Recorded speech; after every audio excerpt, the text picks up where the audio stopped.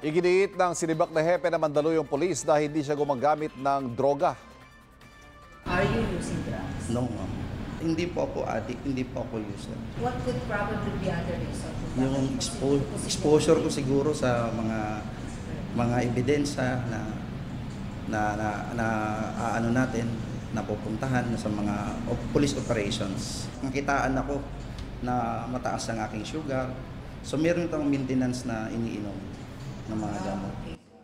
Sa eksklusibong panayam ng GMA Integrated News, sinabi ni Colonel Cesar Herente na nagulat siya nang magpositibo siya sa drug test noong August 24.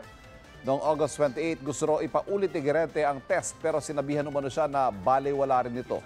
3 beses pang nagpa-drug test si Herente sa PIDEA, sa isang accredited DOH-accredited testing center at sa NBI. Puro negative anya ang mga resulta. Umaasa si Herente na mapapatunayan ding hindi siya nagdodroga. Sinusubukan pang kunin ng pahayag ng PNP tungkol sa mga sinabi ni Herente. Mga kapuso, para laging una sa mga balita, bisitahin at mag-subscribe sa GMA Integrated News sa YouTube. Sa mga kapuso abroad, samahan niyo kami sa GMA Pinoy TV at sa www.gmanews.tv.